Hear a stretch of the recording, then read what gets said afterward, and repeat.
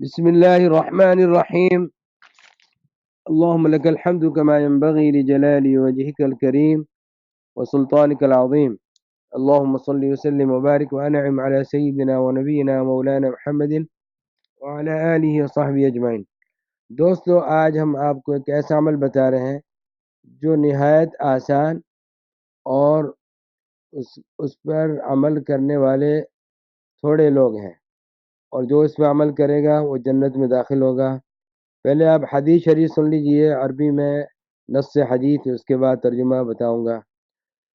عن عبد الله بن عمرو رضي الله عنهما عن النبي صلى الله عليه وسلم قال: خصلتان أو خلتان لا يحافظ عليهما عبد مسلم إلا دخل الجنة، هما يسير ومن يعمل بهما قليل، يسبح في دبر كل صلاة 10 ويحمد 10 ويكبر 10، فذلك 50 و100 باللسان و1500 في الميزان، ويكبر 34 إذا أخذ مضجعه، ويحمد 33 ويسبح 33، فذلك 100 باللسان و1000 في الميزان. ولقد رأيت رسول الله صلى الله عليه وسلم يعقدها. قالوا يا رسول الله كيف هما يسير ومن يعمل بهما قليل؟ قال: يأتي أحدكم يعني الشيطان في منامه فينومه قبل أن يقوله، ويأتيه في صلاته فيذكره حاجة قبل أن يقولها. رواه أبو داود والترمذي وصححه والنسائي وابن حبان. ترجمہ سن لیجئے. حضرت عبداللہ ابن عمرو رضی اللہ عنہما نبی اکرم صلی اللہ علیہ وسلم سے روایت کرتے ہیں کہ نبی کریم صلی اللہ علیہ وسلم نے ارشاد فرمایا کہ دو ایسی خصلتیں ہیں جو ان پر مداومت کرے، یعنی پابندی سے اس پر عمل کرے، جو مسلمان ان پر پابندی سے عمل کرے تو جنت میں داخل ہوگا، اور وہ آسان ہے اور اس پر عمل کرنے والے تھوڑے ہیں. فرمایا ہر نماز کے بعد 10 مرتبہ سبحان اللہ کہیں اور 10 مرتبہ الحمدللہ کہیں اور 10 مرتبہ اللہ اکبر کہیں.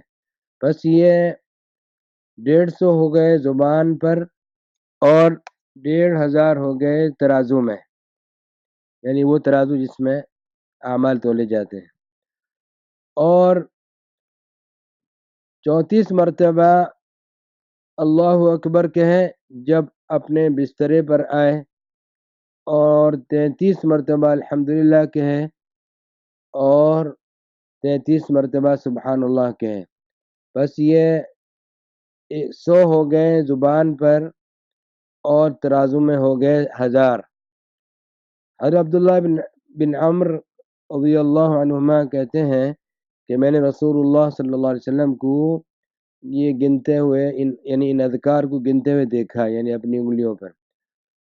اور پھر یہ کہتے ہیں کہ صحابہ اکرام نے عرض کیا یا رسول اللہ، یہ کیسے ہو سکتا ہے کہ عمل دونوں آسان ہوں اور اس پر عمل کرنے والے تھوڑے ہوں؟ فرمایا کہ تم میں سے ایک کے پاس آ جائے گا شیطان، تم میں سے کسی کے پاس آ جائے گا شیطان اس کے سونے کے وقت اور اس کو سلا دے گا اس سے پہلے کہ وہ یہ اذکار پڑھے، اور نماز کے وقت آ جائے گا اور اس کی کوئی حاجت، کوئی ضرورت یاد دلا دے گا اس سے پہلے کہ وہ کہے، اس سے پہلے کہ یہ ذکر کرے. تو ابو داود ترمذی نے، نسائی نے، ابن حبان نے روایت کیا اور حدیث صحیح ہے. تو دوستو اس پر عمل پابندی سے کرنا چاہیے. بعض روایات میں تو 33 مرتبہ سبحان اللہ اور 33 مرتبہ الحمدللہ اور 33 مرتبہ اللہ اکبر اور 100 کا تکمیلہ کے لیے لا الہ الا اللہ وحدہ لا شریک لہ لہ الملک و لہ الحمد وہو علی کل شیء قدیر آیا ہے. اور اس حدیث شریف میں 10 مرتبہ پڑھنے کا ذکر آیا ہے. تو اگر کوئی 33 پڑھ لے اور پھر لا الہ الا اللہ وحدہ لا شریک لہ لہ الملک ولہ الحمد وهو علی کل شیء قدیر پڑھ لے تو دونوں حدیثوں میں عمل ہو جائے گا۔ اور سوتے وقت اس حدیث شریف میں 33 مرتبہ اللہ اکبر اور اور 34 مرتبہ اللہ اکبر اور 33 مرتبہ الحمدللہ اور 33 مرتبہ سبحان اللہ آیا، تو یہ 100 ہو گئے، کیونکہ جب 34 مرتبہ اللہ اکبر کہا اور 33 مرتبہ الحمدللہ کا اور 33 مرتبہ سبحان اللہ کا تو یہ 100 ہو گئے۔ فرمایا کہ یہ زبان پر تو 100 ہیں لیکن ترازو میں یہ 1000 ہیں۔ تو یہ عمل بہت آسان ہے، 1 منٹ لگتا ہے، 1 منٹ 1.25 منٹ لگتا ہے اس عمل کرنے میں۔ نماز کے بعد بھی اگر کوئی کرے تو 1.25 منٹ لگتا ہے، اور سوتے وقت بھی کرے تو 1 منٹ 1.25 منٹ لگتا ہے۔ اس سے غفلت نہیں کرنی چاہیے، اور جو اذکار نمازوں کے بعد میں وہ بھی پڑھیں اور یہ بھی پڑھیں۔ اور دوستو سوتے وقت جو اذکار مزید آئے ہیں وہ بھی پڑھیں، لیکن یہ خاص طور پہ یہ عمل ضرور کریں۔ اللہ تعالی شانہ ہم سب کو توفیق عطا فرمائے۔